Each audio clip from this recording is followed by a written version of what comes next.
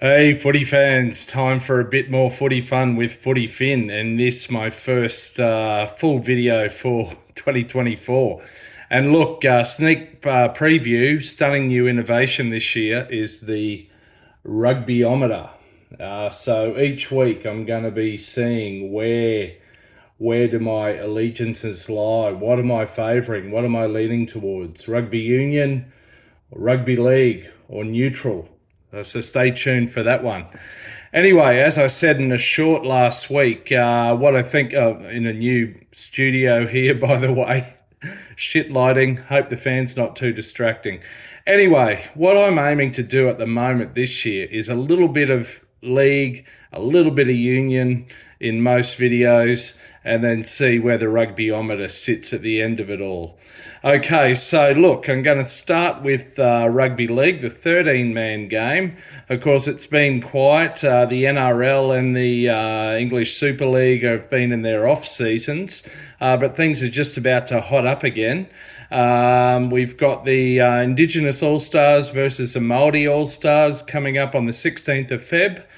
On that same weekend, starting on the 15th and going through to the 18th, we've got the pre-season challenge between all the NRL clubs, some local derbies there, like two Queensland derbies.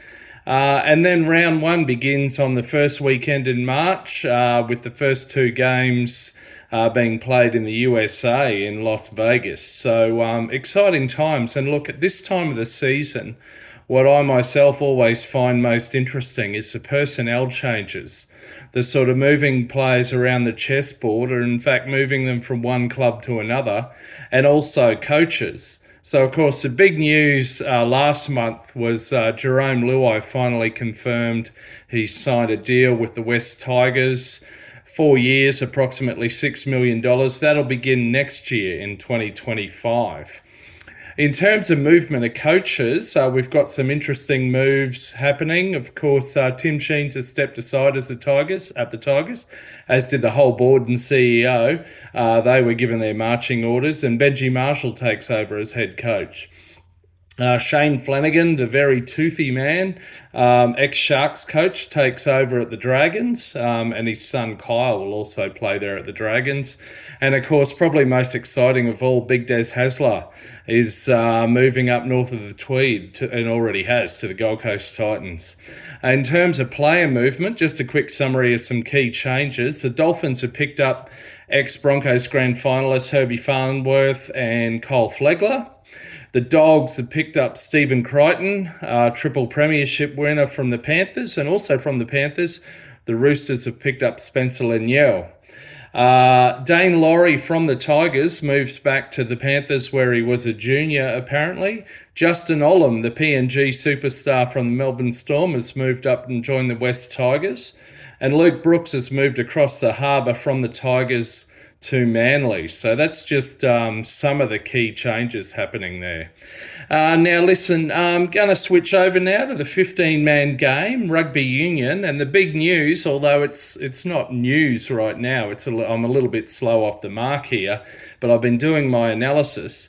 The Wallabies confirmed the week before last that New Zealander Joe Schmidt will be their new coach. Interestingly, he's only signed for 1.5 years at this stage, beginning on the 1st of March. We'll come to that. Joe is a Kiwi, of course, originally from Northland. He was a school teacher. He went over, I think it was 2010, 11, 12, and coached Leinster based out of Dublin. They won a Heineken Cup, a Champions Cup, and then he joined Ireland as their head coach from 2013 to 2019. He brought them up to world number 1 ranking, I think for the first time. They won 6 Nations titles, including a Grand Slam in that period. Joe had a bit of time at World Rugby, where he did work with Peter Horn, who's now the high performance manager at Rugby Australia.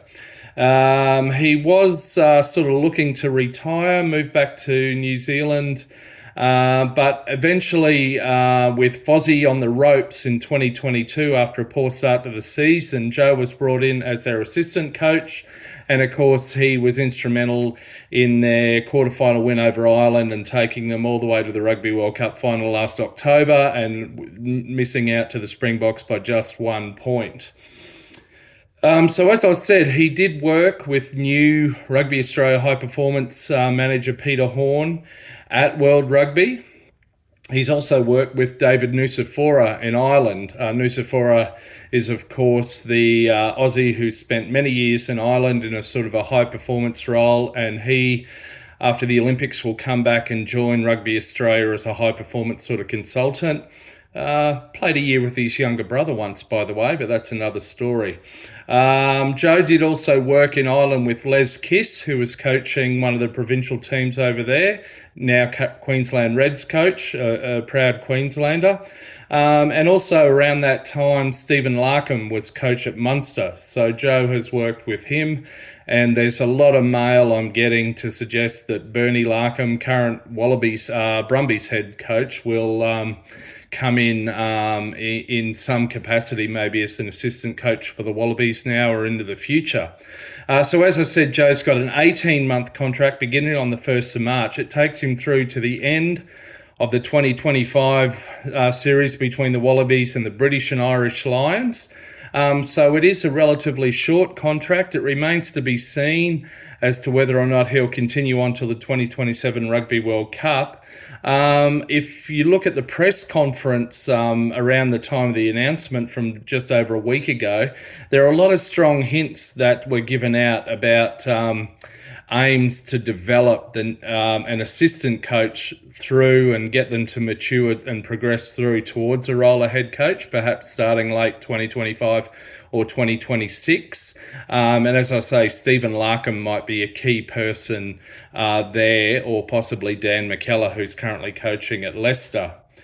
Anyway, a lot of people have given him good raps. They've said he's a very good people person, works very well with the human beings in amongst the players or underlying the players.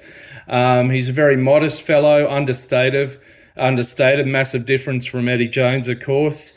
One of his sons has epilepsy, sadly, and that I think was part of the reason for the move back to New Zealand. Interestingly, he also has another son in Melbourne.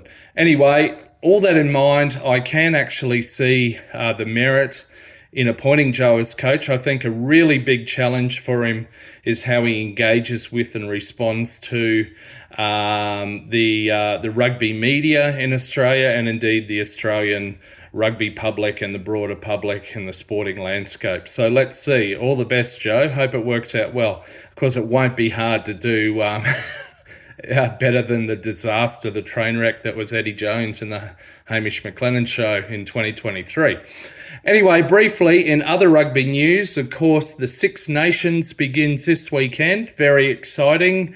England, Ireland, Scotland, Wales, France, and Italy. Ireland are the defending Grand Slam champions. Can they? Probably themselves, and also France, who won the Grand Slam the previous year, would be the two red-hot favourites, and they face each other first up in round one this weekend. So that'll be a blockbuster. I have also been looking at a documentary called Full Contact based on last year's Six Nations on Netflix. I was a bit skeptical at first about that, but it's actually, I'm about 5 episodes in of 8. I'm really enjoying that. Anyway, maybe more on that later. That's enough for now. But listen, in tying up, where are we sitting? Where's the Rugby-O-Meter this week?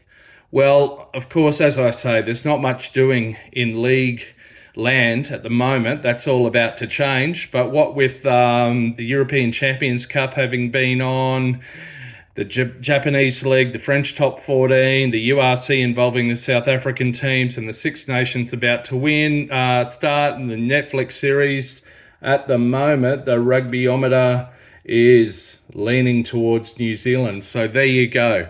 All right, that's it from me. Enjoy the Six Nations this weekend. If you're watching, look forward to the start of the NRL season. Until next time, catch you between the sticks. See ya.